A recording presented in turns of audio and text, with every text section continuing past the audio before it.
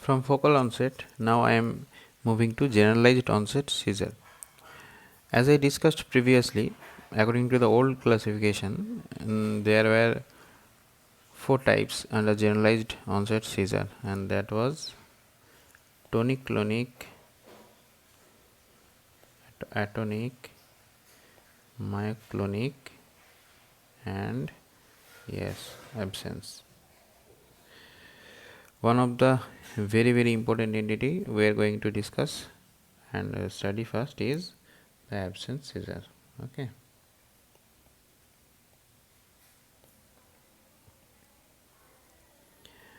Remember, it is almost always a part of epileptiform syndrome.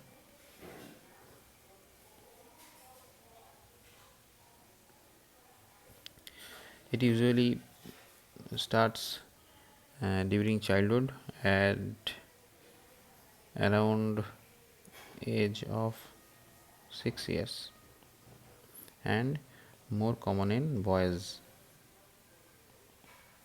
Okay, just remember this because it will be mentioned in questions hinting the answers towards absence seizure. Okay, now how does an absence seizure present?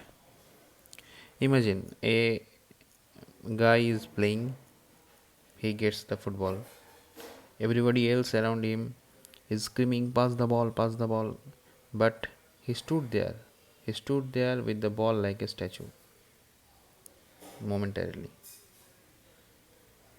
I'm going to give you another example. In his class, a teacher is taking uh, some classes like maths or history or geography. All the maximum boys or girls are listening, and someone sitting behind the bench was listening, and suddenly he had a momentary lapse in consciousness. Bas, he silently sit there, and after a brief period he comes back to listening again or comes back to normal life. Yes, I understand that it is very difficult to imagine. If I can show you some videos which I will see you, okay, it will show you, it will be more easier. Yeah, just remember these facts. So now, but in examination we have to keep in we have to look for the points. Okay, so clinical feature, there will be a sudden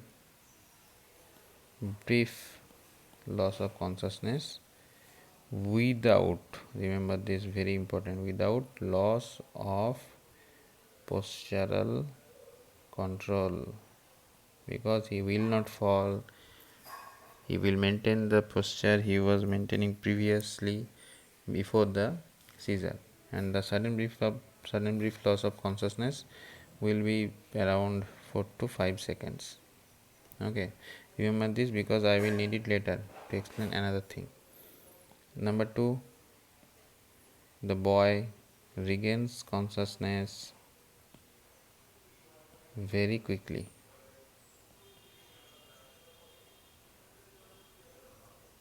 and there will not be any post-ictal confusion. Very important term, very important point in absence seizure.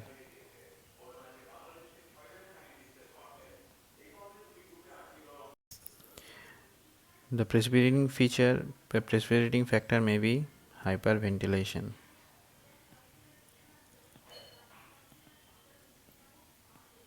Can precipitate absence seizure, and may be presented as daydreaming but with normal IQ. These facts are from Harrison. Just remember this, but the question will be asked in such a manner that you will have to diagnose whether it is absence seizure or generalized tonic and clonic. If we carry out an MRI, it will be normal. So most specific investigation will be EEG, and it is a very important feature, and it can be asked in questions. that what will be the feature in EEG. It is a 3 just remember this, I will explain it later. 3 hertz slow spike and wave discharge. Slow spike and wave discharge, it will be seen in EEG. Now there is another entity called atypical absence seizure, in which the 3 points you have to remember. One is LOC, loss of consciousness, will be of longer duration. I told you to remember, because LOC in typical absence seizure was of 4 to 5 seconds. Here it will be more than 4 to 5 seconds. Number 2, in typical absence seizure EEG, there was 3 Hz slow spike and wave discharge, but it was symmetrical. Here it will be asymmetrical. 3 Hz spike and wave. Number 3, the background in EEG will be abnormal.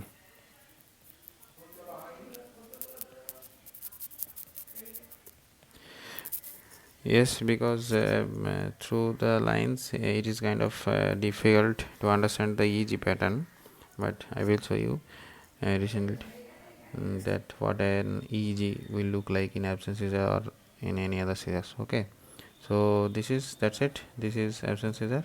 Thank you.